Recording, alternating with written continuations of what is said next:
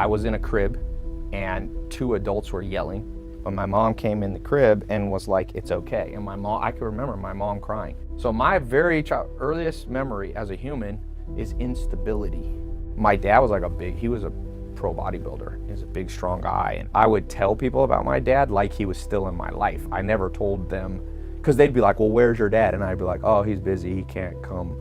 But the truth was, didn't care that much. My mom says, Tai, when I was pregnant with you, the FBI kicked down the door with guns, put guns in my face, took your dad away, and brought him across the country to Terminal Island off Long Beach. I remember it was my birthday. My dad, when he got out of prison, he just stayed in Long Beach. But for that birthday, my dad's like, I will drive down and take you out to dinner. And he said he'd be there at like 5 p.m. and she had to go to work. She had a night shift job. And she's like, okay, your dad will be here soon, so I'm gonna leave you at the house alone.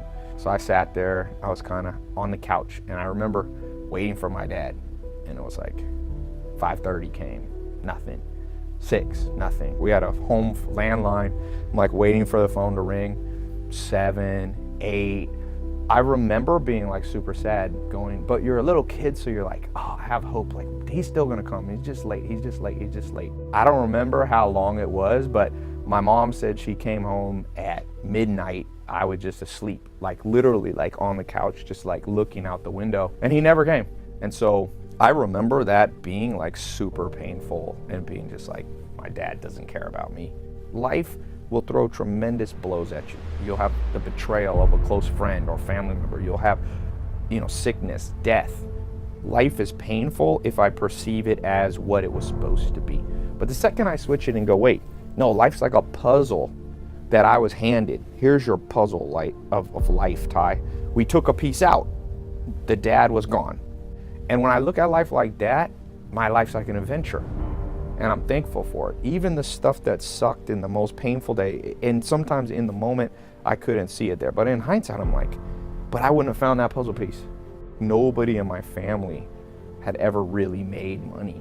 And, they say poverty is systemic, and it's true. Like most people, you can't rise out of like your socioeconomic class. Like one of the biggest predictors of where you'll be in life is where you're born. It sucks.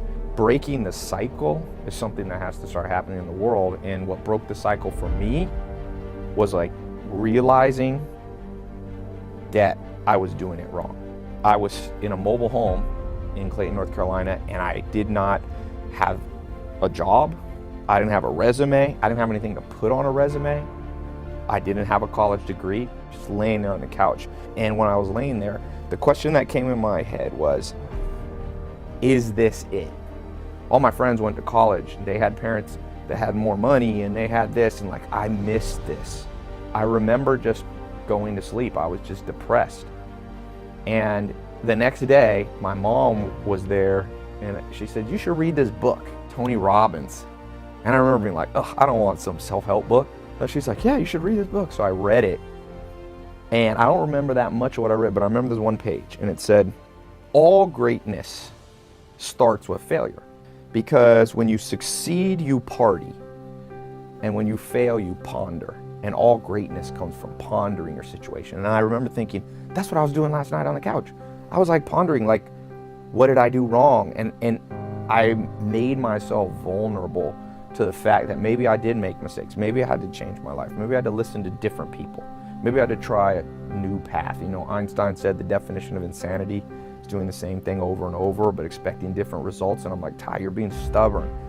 So after I read that book, I was like, I'm gonna try something new. So I went back in that mobile home, I found a Yellow Pages, and I remember flipping through it, going to the financial section, and there was this full page ad by this guy, Mike Stainback. It said Stainback Financial Services. And I kind of pretended, I didn't lie, but I kind of pretended I was coming there to be a customer. And I get to the place and I'm like, I'm Tai, can I speak to your boss? And I'll never forget, he was sitting in like this big lazy boy chair, and he had this big mustache. He looked like Tom Selleck.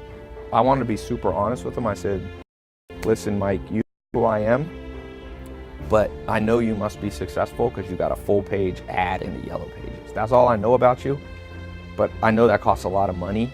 If you teach me what you know about making money, I'll work for you for free. he was sitting like in this chair, and I was talking to him this way and he was sideways, and he just slowly pivoted the chair. You know, I've been looking for someone like you for 20 years. You come back in the morning and I'll set you up with your own office and you can work for me. And I promise you, if you listen to what I'm gonna say, one day you'll hug my neck. And he did have an office, but what he had done was he cleaned out a closet with no windows, and he had put a desk, that's where all the filing cabinets was. And I sat down on the chair and he plopped down pieces of paper and said, cold call these people. I'll give you a percentage of the money you make from them. No guarantees working for me. So I just started calling, and I sucked at it. I would call people at 6, and after 6 at night. People were like, who are you? And they were hanging up on me. I remember being like, oh no, I think I've gone from nightmare to another nightmare. But I started to get curious and creative. And I wrote down a few little different things I would say to the people.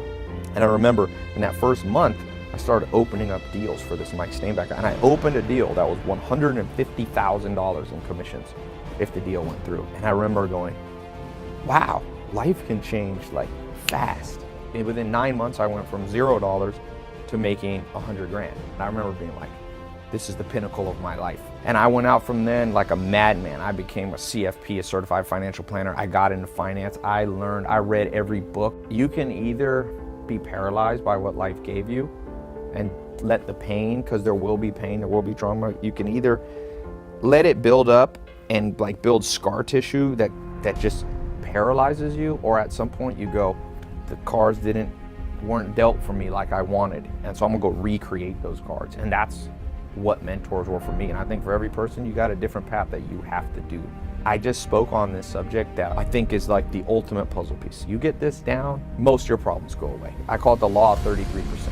Basically, you should spend 33% of your day around people who have not accomplished what you've accomplished yet. You can help them, like you mentor them. And there's always those people, and you need to spend time around people that you can help. And then you spend 33% of your time around people who are on your level. Like you're about at the same level of what you're trying to do. Those become your close friends. Those are the people you hang out with on the weekends. But the last 33% is the magical one that doesn't happen in our school system, and almost no one even tries to find these people, unfortunately. You should spend 33% of your time around people who are 5, 10, 20, 30 years ahead where you want to be.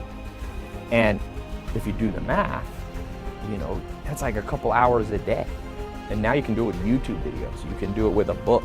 You can do it with an audio book. You can do it with Facebook videos. If you can start absorbing from the world's greatest mind, downloading their advice into your brain, their 40 years of experience in pain and reward and making mistakes and accomplishing great things, and you basically get like a cheat sheet. And if you can absorb that, and this is what I tell myself every day I wake up, it's like, Tai, law 33%, who you spending time with. I think the most pain that we get in life is when we think life is like a straight line, start, finish, and here's what's supposed to happen. Nothing's supposed to happen. It doesn't work that way. Sometimes the puzzle pieces swap out and you can't overreact. In life, if you want to have a complete life, you go find a piece. You put the piece back in. You have to take your destiny in your own hands and try to recreate what you missed out on. For good or bad, today I control my own destiny.